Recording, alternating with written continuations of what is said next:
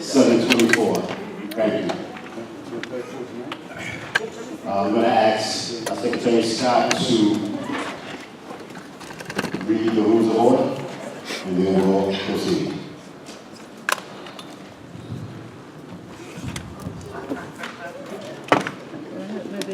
No, you're good. This is yours? Yeah.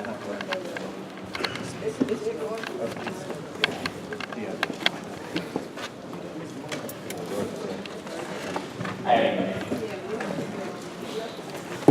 Okay, hold on to your hats.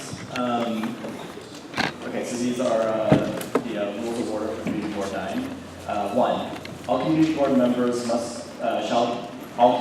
all Community Board meetings shall be conducted pursuant to the New York State Public Officers Law, the New York City Charter, the Open Meetings Law, and any other applicable laws. The Community Board's bylaws shall govern meetings where they do not conflict with applicable laws.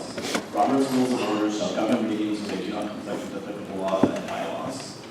2. The Community Board members shall be provided a reasonable opportunity to address the Community Board on any matter of the Board or any matter that pertains to the Board's mission. 3. During general board meetings, members of the public may be allowed to speak during a portion of the meeting designated as public comment session, subject to any modifications and guidelines established by the chair of the community board or his or her designee. Each public speaker shall sign in and give a brief description of what he or she will comment upon prior to speaking. Public speakers will be allotted a time limit of 3 minutes, each commencing from the beginning of the speaker's remarks. Time cannot be shared or allotted to other speakers. If the chair or his or her designee determines that there is not sufficient time at the meeting, the public comment session period may be deferred to either the end of the general board meeting or beginning of the next general board meeting. The public comment period shall be 30 minutes duration. 4. During general board meetings and committee meetings, and outside of public comment session portions of meetings, members of the public may be asked questions and comment upon agenda items only when recognized by the chair, committee chair, or their designee. 5. All board members and members of the public shall conduct themselves in a courteous, professional, and orderly manner. Obscene, threatening, or harassing language, slander, threats of violence, personal attacks of any kind, or offensive comments that target or disparage any ethnic, racial, age, or religious group, gender, sexual orientation, or disability status are prohibited at all board meetings. 6. No members of the public shall display signs or placards in a disruptive manner, disruptively applaud participants in debate, or engage in disorderly conversation or other disorderly behavior which may disrupt the proceedings of the meeting. 7. Audio and video recording of board meetings are permitted unless they interfere with the meetings, in accordance with the Open Meetings Law. The recording must be conducted from a fixed location and in a manner which does not interfere with the meeting. The chair or his or her designee shall have the discretion to prohibit video or audio recording that interferes with the meeting. Recording is not permitted during the executive session. 8. Any board member or member of the public who uses obscene, threatening, or harassing language, slander, threats of violence, personal attacks of any kind, or offensive comments that target or disparage any ethnic, racial, age, or religious group, gender, sexual orientation, or disability status, or who otherwise becomes disorderly while at a board meeting shall be removed from the board meeting at the discretion of the chair or his or her designee. 9. No board member or member of the public shall be permitted to speak on a cellular telephone during a community board meeting while the meeting is in progress other than for emergency reasons. All cellular telephones are required to be turned off or on vibrate mode. 10.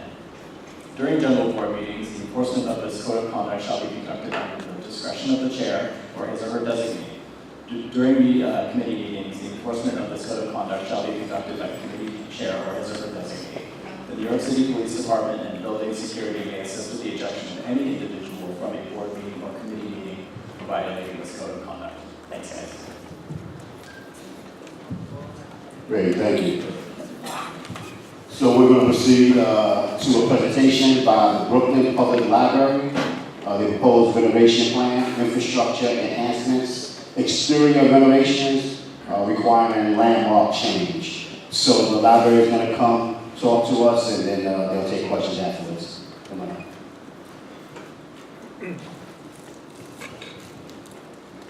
Hello, everyone. My name is Brett Robinson. I'm the Executive Vice President of Finance Administration at the Brooklyn Public Library. I'm joined here by a couple of with my colleagues. I just want to say thank you for having us here. And so there's two things that we're hoping to do this evening. The first is to talk generally about our project, the Central Library. We're very excited about it, and we're hoping that you will be also. The second is we have a very specific request. There is a part of this project that will change a piece of the exterior of the Central Library. The Central Library is a landmark building. It was landmarked in the 90s. And in order to secure an approval from the Landmarks Commission to make this change, we need a letter of support from the community. We think the change we're looking to make will improve the space. It will provide an access way to a newly created public service point that doesn't exist today. But we'll get into the specifics of that a little later in the presentation. Henry, first slide, please. So just a little bit about the Central Library. The building opened in 1941 and was landmarked in 1997. We celebrated the 75th anniversary of the building just last year. We get a lot of traffic in that building, 1.3 million visits a year to the Central Library, far and away the largest number of visitors to a single building in our system. We have numerous events, numerous attendees. It's also physically far and away the largest building in our system. It's 350,000 square feet roughly, so it occupies about a third of the total real estate of the system. We have 58 other buildings, most of them are in the 10 to 15,000 square foot range. A little more about those visits, so 1.3 million. Just for comparison, our next largest branches receive slightly over 100,000, 150, 200,000. Kings Highway is our next largest branch at 450,000. Central Library is also the place where we have some of our more specialized services. The Information Commons, which is sort of a co-working space, and a space for very specialized technology needs. An adult learning center that services about 66,000 adult learners a year. We have a 200-seat auditorium, as well as our one sort of specialty collection, the Brooklyn collection, which deals with the history of Brooklyn. We have an ID NYC office, as well as a passport office, and a very large computer lab. But the building has a number of challenges, starting with its infrastructure. A number of the building systems are in not great shape today. And the space has sort of evolved as needs emerge over the years. And so, a need would emerge and a solution was made sort of in the moment, and that has created a set of very fragmented spaces. And part of this project is to really think holistically about the building and come up with a comprehensive solution for all of the buildings. Let's see, stagnant city funding. Moving on. Some of the constraints we have, in addition to this building, we have $240 million worth of needs across the Brooklyn Public Library system. We only get about $15 million a year from the city to manage those needs. So we've had to really work hard to try and engineer solutions to deal with that constraint. But we have made a lot of progress in the last couple of years. We have started a number of projects in our branch libraries. We have a number that are slated to begin very shortly. Altogether, within the next 5 years, a third of our system will be rebuilt, which is a tremendous improvement from where we stand today. There are smaller projects in nearly all of our buildings, but nearly a third of them will be entirely rebuilt. Let's see, and next slide, please. So, back to the Central Library.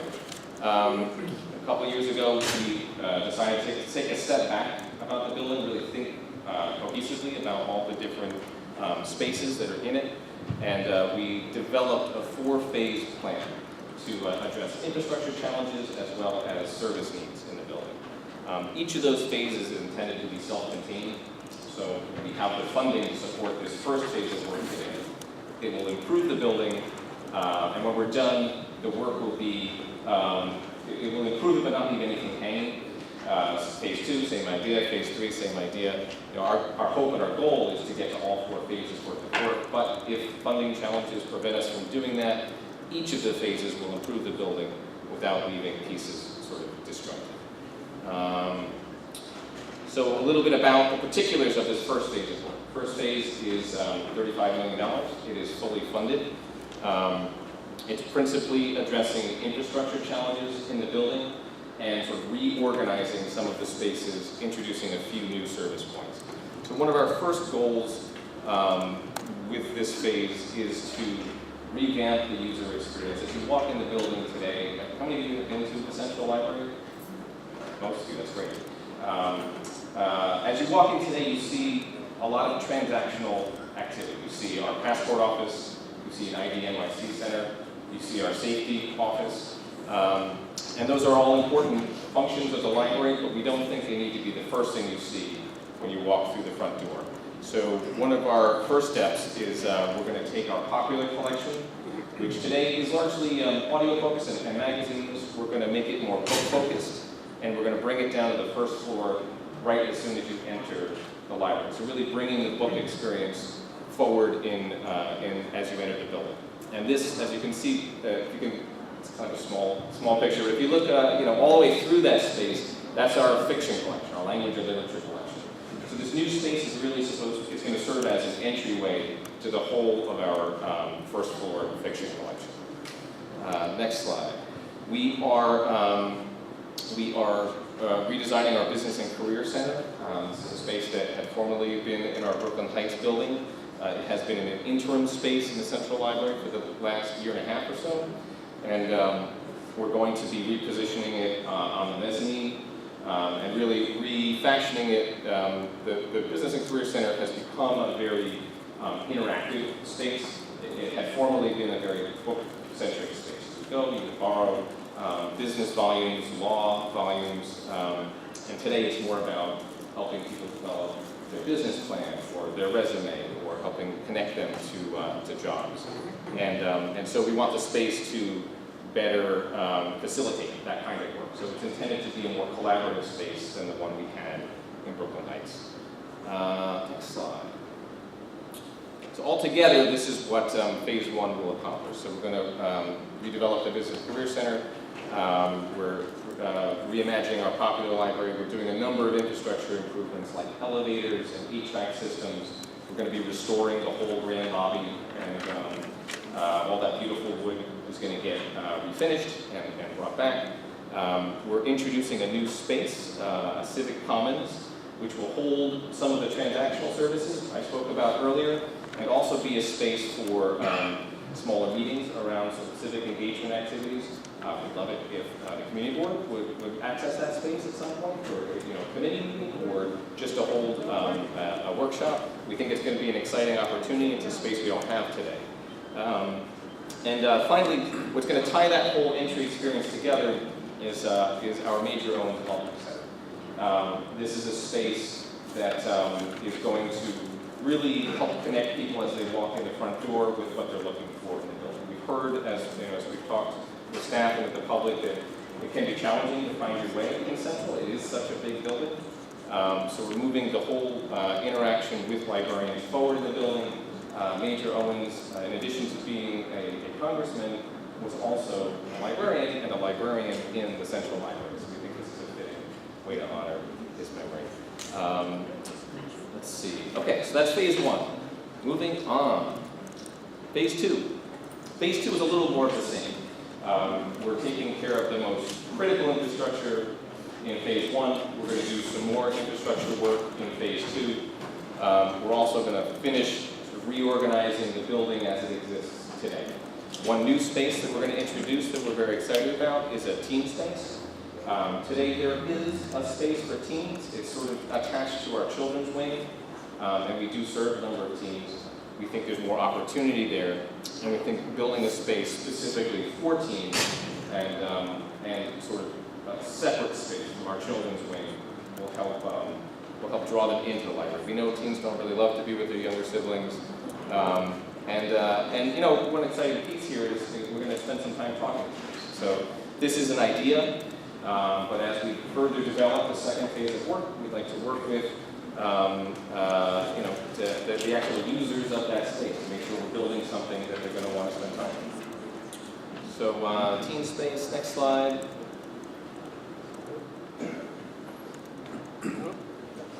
Doesn't want to do it. Next slide, if I remember right. talks about the other kinds of things that are going to happen in phase 2. So we'll just use our imaginations for a moment. We are going to double the size of our adult learning center. It's another sort of population that we serve today, and we think we can do more for. So we want to increase the size. There we go. The size of the space that's that's intended for adult learning activities, and we'll be creating along the way a consolidated staff space, which should open up more public space altogether. So that's phase 2. Phase 1 and 2 you can sort of think of as an A and a B of the same thing. It's really dealing with the building as it stands today, improving the infrastructure, reorganizing some things, introducing a few new services. Phase 3 is where we get very transformational. Today at Central there are 4 floors of storage below ground. We want to take 2 of those floors and combine them to create another 60,000 square feet of public space. So this is space that is storage today, it's underutilized, it's not accessible to the public, and we think we can do a really great job by turning this back over to the public. We are calling this an experience space. We're being intentionally vague about that because we think this will be a great opportunity to meet with the public and really talk to them about what they want to see in their library. We want to make sure that the spaces we build are going to be as useful as possible to the public we serve. So that's phase 3. Phase 4 is the most aspirational part of the plan, and this sort of deals with transforming the outside of the building. This would involve landscaping along all of the sidewalks and along our plaza, but the signature moment is connecting our building to Mount Prospect Park, which is the park behind the Central Library. So the space that you see today, those wonderful gardens, today that's a parking lot, and the idea is to deck over that parking lot and create a connection that will serve as a public service point for us. We can imagine having story times out there. We can imagine patrons, borrowing a book and sitting out back and reading it.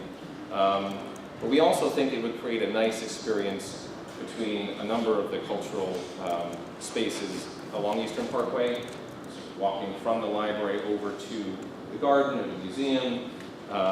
It would be a nice sort of connective tissue between those institutions. Next slide, and the next slide. So, the first phase of work is funded today. We have all the money in hand. There is some construction shedding that you'll see on Grand Army Plaza that fences off a piece of our plaza. That is a repair effort that's underway as of last Monday. We estimate that we need another $100 million to complete phases 2 through 4, and we're in a conversation with the city about that now. We're also undertaking a campaign to raise some philanthropic private monies, but we know that the bulk of this will need to come from the city, and we're actively having that conversation with them now. That's enough about funding. So now, I guess that's the project overview. The sort of second piece of this presentation is more geared towards the specific asks, the door that we're hoping to put into the rear of the building. I don't know if you want to take questions on the overview now, or Finish the presentation, take 2 more minutes and then we'll go to questions. So this is an aerial view of the Central Library, just to kind of orient you. The space we're going to be talking about is that space in the rear of the building. Next slide. That's it in diagram. If you can see that yellow section, that's what we're talking about. It's the part that's by our driveway, for those of you who know that part of Flatbush. This space is going to become a civic commons. I sort of described the intention of that space. Today, it's a book processing center. It's a space that's underutilized, and so we want to create 6,000 square feet of public space by converting it. That's what it looks like today. It is basically a blank wall, and that's a close-up of the blank wall. This is what the interior of the Civic Commons is going to look like. So I mentioned there's a number of service points. There's a rotating government office that will be there. that will be evolving over time. You can imagine there'll be voter registration information during that part of the year. There'll be flu immunization information on that part of the year. And there'll be a space that community groups can use for their own meetings or to host events. And this is what we want the outside of that space to look like. This is the part that requires a letter of support. So today it's a blank wall. We want to put a direct entry point into that space. We want to add a couple of windows that'll bring daylight into the space. It doesn't need daylight today, as I mentioned, it's a book processing center. But once it becomes public space, we think that having natural light will be helpful. That having a direct access point will be helpful. There's a digital sign that is consistent with all of the other signage in Central, but because it's a new edition, also requires the letter of support. And I think that's the last slide. So this is what the specific ask is about, adding those features to the rear part of the building. Thank you. Thank you. Questions? Warren. I have two questions. I have two questions. The first thing is, it's been said that Major Owen's family did not agree with this. Can you just tell us about that, please? So Chris Owens, who's Major Owen's son, is part of the group that is working with us on naming it the Major Owens Welcome Center. So he is a supporter of naming it after Major Owens' father. My second question is, do you have applications into the landmark committee for these changes? Yes, we do. We have an application in, it's not before the commissioners yet. It requires a letter of support from the community board before it will go before the commissioners. But the application has been submitted. Peter. I know you said the rear of the building, but can you just clarify which street that would face, just so we can visualize it a little bit better? So this is the rear part of the Flatbush wing of the library. So heading towards the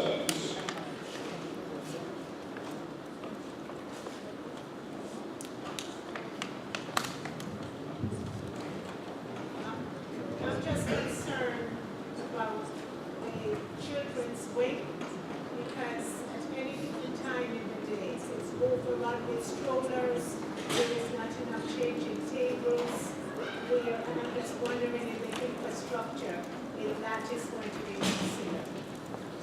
So that's a great question. The children's wing wouldn't be moving anywhere as part of this renovation, but we intend to renovate all of the different wings throughout. So it would definitely get a spruce up. A bathroom renovation is actually part of this first phase of work. I sort of glossed over that, but yes, so bathrooms will be improved. And we hope to renovate all of our wings, including the children's wing. And I should have mentioned at the outset of this that the building will remain open through all 4 phases of work. We won't be closing Central. We'll be staging the work in such a way that patrons are always accessing the building, maybe not specific parts of it that are under construction, but the balance of the building will be open. That includes the front doorway while we're doing the plaza repair. Commissioner. I have 2 questions. The first question is, this is a landmark building, so obviously landmark decided that structure would be something that we want to preserve. So my question is that instead of putting that doorway and the windows, which would obviously obstruct the whole concept of having a landmark building, because now you're going to change that status, is there an entryway into this space inside of the building? Yes, so there is, this entryway would not be the only way to access that space. Walking through our language and literature section on the first floor would also bring you to the rear. We feel like the change in use would prompt a change in exterior thinking, but it's ultimately, as to your point, the Landmarks Commission's decision. Okay, secondly, I have a copy that I would like to submit to the board of the application of the Landmark Commission. I'm giving it to the secretary here so that he can record it, and I am going to just give it to the board members. if anybody were to bother to read that application, this request is not inserted in this application that's currently pending before the Landmarks Commission. So you're welcome to read that. So the fact that you stated that this application request is a part of the landmark application is untrue. It is not a part of that. I submitted it to that. Because when I spoke to the Landmarks Commission, they said it was very abnormal for anyone to come before a board without first putting in a part of their application and then going through a hearing process. And we didn't have a hearing in this community. No one was notified that this project was going to happen. No emails came out from Community Board 9 notifying that a landmark application was being presented to the Community Board. And so I'm concerned about how it is that you have circumvented the process and are before us before even going to landmark. So we're not circumventing the process. There are two things that are in front of the Landmarks Commission. The first is the repair of the plaza. I don't know the application that you circulated. It's possible it's that. We did have to demonstrate to the Landmarks Commission that in repairing the plaza, we weren't going to change the way it looked. And they were satisfied with that. The second item is, in fact, in front of the staff of the Landmarks Commission, who we've been speaking with for the last couple of months. We're sort of following their process. They would like us to have a letter of support from the community board before they would put our application in front of the commissioners. And so we're seeking that letter of support from you tonight.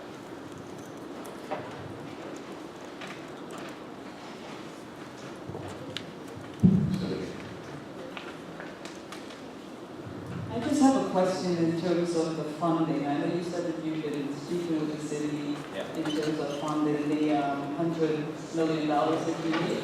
What is plan B in the event that that doesn't come up? I know the project is phased out, so there's a possibility of it. Yes. So I like to think of it as a short road and a long road. We definitely need to do the infrastructure improvements. And so phases 1 and 2 of the project are sort of critical to the long-term health of the building. So one way or another, we're asking the city to put in a very large contribution so that we can move quickly from phase 1 to phase 2. It'll save money altogether, it'll save time, it'll minimize the disruption from the patient perspective as well as the staff perspective.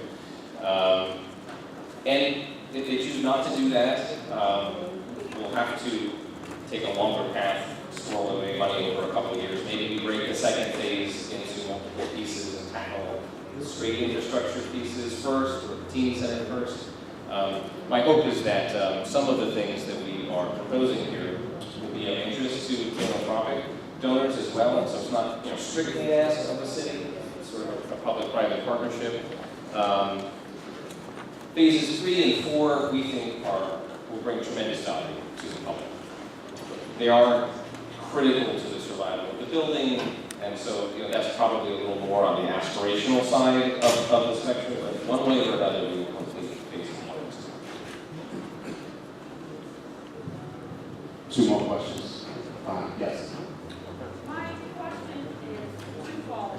One is that I don't think you clearly answered what Ms. Boyd had said. But what you said in the application is not what she's presenting. So I really want to know what you're really asking us to do in terms of the letter of support. That's one. Second question is, to the system in the front of the Black House, if you're not able to garner the funding for the project, and if your philanthropic efforts fail, then what? And if that's the case, how will the public be asked to contribute in some way? Will it be increased services in some way? Please expand on those questions. So the first part of the question, the specific ask we're making of you tonight is for the community board to issue a letter of support supporting Brooklyn Public Library's application to the Landmarks Commission to introduce a new doorway, a set of windows, and a digital sign to the Flatbush Avenue rear of the building. That letter of support is what will allow us to go before the commissioners themselves, who ultimately will have to vote on whether this is appropriate within the landmark context of the building, And so that's the ask we're making tonight. The second question was around funding of the future phases of work. Sort of describing earlier, our hope is that the city will fund this project in this upcoming cycle, their upcoming fiscal year, in one shot. We think it's about $30 million that we need to do that second phase of work. And they might agree with us, and that would be great. They may not agree with us, in which case we're going to have to work over time, over a couple of years. Maybe we take that $30 million project and we break it into a set of smaller projects and we address the most critical infrastructure needs first. But one way or another, we will get to the first two phases of work. My hope is that it's two-year construction projects. It might be that it takes a little longer than that if the city is not as supportive as it is. So you didn't answer the rest of the question, which I asked about the offset services. How will the public be affected? So the way the city, operating budget, a little different than the capital budget. We are also supported by the city, by and large, for our operating budget. About 85% of our operating budget comes from the city. You can't really mix the two of them, so it would never be the case that we would cut library services in order to pay for a capital project.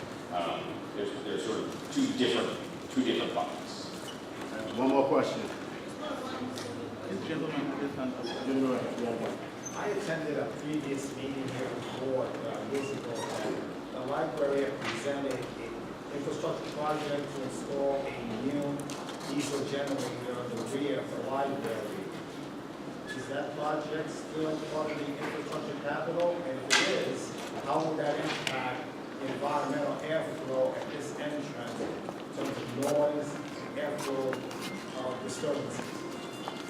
So part of the upgrade of the elevators does involve generators. It's not a diesel generator. It's not anymore. It was a diesel originally when we presented it, that changed to a natural gas operated. We're requiring natural gas generator, but even though it still has pollutants, so how does that impact the airflow at that entrance? But that generator only runs when power is down in an emergency situation. Not necessarily, because they're required by law to test it every month. Yes. So that testing is going to impact airflow for people entering that doorway.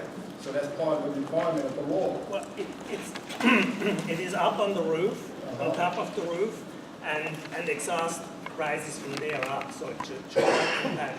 So will there be an engineering impact study on the airflow pattern so it doesn't recirculate at the entrance of the back entrance that can be submitted to the public? Yeah. Right. So the engineers, as they design the work, they're thinking about things like airflow. What we're doing is required by law. We don't have a choice about putting a generator on the elevator. The intention is that in the event of a power disruption, the elevator is able to completely stop back down. Nobody gets trapped in the elevator. To your point, we do have to test it periodically, but it's not like a generator